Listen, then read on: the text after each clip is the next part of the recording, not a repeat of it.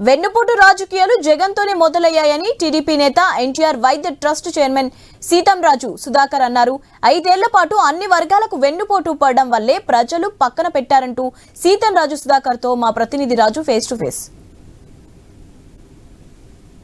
మారుతున్న నేపథ్యంలో వైఎస్ఆర్ కాంగ్రెస్ పార్టీ ఆందోళనలకు దిగుతుంది. దీని మీద కూడా తెలుగుదేశం పార్టీ అదే స్థాయిలో ఎదురుదాడి కూడా దిగుతున్న పరిస్థితి ఉంది. ఒకవైపు రేపు అయితే జూన్ 4న వెన్నుపోటు దినోత్సవం అని చెప్పి వైఎస్ఆర్ కాంగ్రెస్ పార్టీ కార్యక్రమం చేయడానికి పిలుపునిచ్చిన నేపథ్యంలో టీడీపీ నాయకులు దీనికి సంబంధించి మాట్లాడడానికి సిద్ధంగా ఉన్నారు. మనతో పాటు విశాఖ టీడీపీ సీనియర్ నాయకులు అదేవిధంగా ఎన్టీఆర్ ట్రస్ట్ చైర్మన్ సీతంరాజు సుధాకర్ గారు ఉన్నారు. ఆయన అడిగి మరిన్ని వివరాలు తెలుసుకుందాం. సార్ నమస్కారం. సార్, వైఎస్ఆర్ కాంగ్రెస్ పార్టీ అంటే మీ కూటమి ప్రభుత్వం ఏడాది పాలనలో ఉద్యమాలకు దిగుతుంది.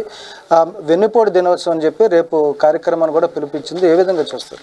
ఆయనకి ఆకలి ఎక్కువ, బాగా హంగ్రీగా ఉంటాడు. ఎందుకు ఆయనే విధ్వంసం చేసి వెళ్ళిపోయాడు. దాన్ని జాగ్రత్తగా విధ్వంసం నుంచి ఇప్పుడిప్పుడే ప్రజలు ప్రభుత్వాలు బయటపడుతున్నాయి. ఆయనకి ఆగలేకపోతున్నాడు. ఎందుకంటే ఇక్కడ అభివృద్ధి జరిగిపోద్దని లేనిది చెబితే, ఎందుకంటే నువ్వు చెల్లికి వెన్నుపోటు చేస్తావు, తల్లికి వెన్నుపోటు చేస్తావు, రాష్ట్రానికి వెన్నుపోటు చేస్తావు, నీ తాలూకా దాయాదులకు వెన్నుపోటు పొడి చేస్తావు. సునీతమ్మ లాంటి, వివేకానంద రెడ్డి లాంటి వాడు రామ లక్ష్మణులా ఉండేవాడు రాజశేఖర రెడ్డి, వివేకానంద రెడ్డి. అలాంటి లక్ష్మణుడి కుటుంబానికి కూడా నువ్వు వెన్నుపోటు పొడి చేస్తావు. అసలు ఇతిహాసాల్లో కూడా చాలా ఔరా అనేటట్టు ముక్కు మీద వేలేసుకునే పరిస్థితి తెచ్చేసావు. ఎందుకంటే ఎథిక్స్కి ఇది వాల్యూ లేదురా, సాంప్రదాయాలకు అనే పరిస్థితి నువ్వు తెచ్చేసావు రాష్ట్రానికి. ఆంధ్రప్రదేశ్ అంటే ఇలా మోసం ఉంటుందా అనే పరిస్థితి తెచ్చావు నువ్వు గ్లోబల్ వైజ్. అంటే వైసీపీ నాయకులు మాట్లాడుతున్నట్టు 3 నెలలు సమయం ఇచ్చాం, ప్రభుత్వానికి 3 నెలలు సమయం ఇచ్చాం, ఇచ్చిన హామీలు ఏవి నెరవేర్చలేదు. అదేవిధంగా మహిళలకు ఉచిత బస్సు కావచ్చు, రీసెంట్గా సివిల్ సప్లైస్ సంబంధించి ఏవైతే వాహనాలు ఉన్నాయో వాటిని కూడా రద్దు చేసి వాళ్ళు రోడ్డునే పడేశారు. కాబట్టి వీటిలన్నిటి మీద పోరాటం చేస్తున్నాం. 3 నెలల కాలం అయిపోయింది కాబట్టి ఇక పోరాటాలతో ముందుకెళ్తాం అంటున్నారు. అంటే ఏమీ లేకపోతే ఏదో ఒకటి చేయాలనే తప్ప సివిల్ సప్లైస్ రోడ్డుని ఎందుకు పడేసామండి? సివిల్ సప్లైస్ నువ్వు రోడ్డును పడేసిన వాళ్ళని మనం రోడ్డు మీదకి తెచ్చాం. వాళ్ళని చక్కగా వాళ్ళని మళ్ళీ పునరావాసం కల్పించాం, మళ్ళీ రీహాబిటేట్ చేసాం. ఏదైతే వ్యాన్లు మీరు మూల పడేసా ఉన్నారో అవేం పడేలా. వృద్ధులకి, వికలాంగులకి ఎంత సరిపడతాయో అందరికీ కూడా వృద్ధులు క్లియర్గా మా సివిల్ సప్లైస్ మినిస్టర్ క్లియర్గా చెప్పారు. కేటగారికలుగా ఎవరైతే వృద్ధులు ఉన్నారో, వికలాంగులు ఉన్నారో వాళ్ళందరికీ డోర్ డెలివరీ ఉంటుందని ఖచ్చితంగా చెప్పారు. దాన్ని ఏం డోర్ డెలివరీని తీసేయలేదే.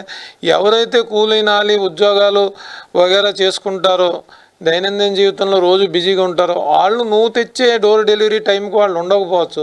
ఇదంతా లేరని చెప్పి 3-4 సార్లు తర్వాత అమ్మేసుకునే పరిస్థితి ఉంది. అలాంటి దాని నుంచి తప్పించాలని చెప్పి ఎవరికి టైం వెసులుబాటు ఉంటుందో వాళ్ళు డ్యూటీ నుంచి వచ్చేటప్పుడు, వెళ్ళేటప్పుడు, మధ్య టైంలోనో, లంచ్ టైంలోనో వాళ్ళకి నచ్చిన టైంలో వాళ్ళు వెళ్ళి తెచ్చుకునే పరిస్థితి కల్పించావు. నువ్వు దీన్ని సంతోషించాల్సింది పోయి మీరు దుఃఖిస్తే ఎలాగా? దీనికి మళ్ళీ ధర్నా ఏంటంటే మంచి చేసినందుకు ధర్నా చేస్తావా?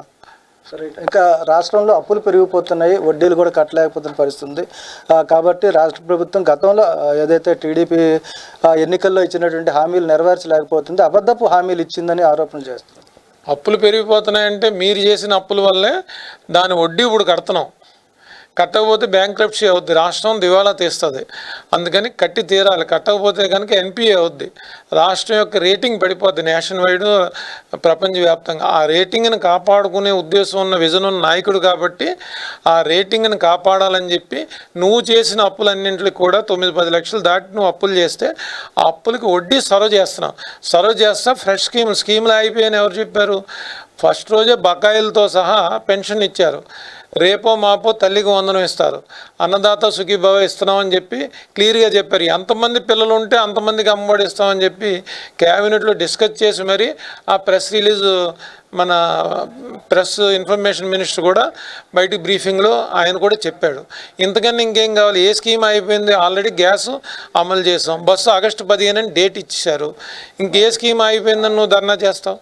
Vizag development, Cognizant, TCS, international airport రకరకాల దేదీప్యమానంగా వైజాగ్ వెలుగుతుంది. వైజాగ్ మనందరినీ, మననే కాదు రాష్ట్రాన్ని పోషిస్తుంది. Thank you.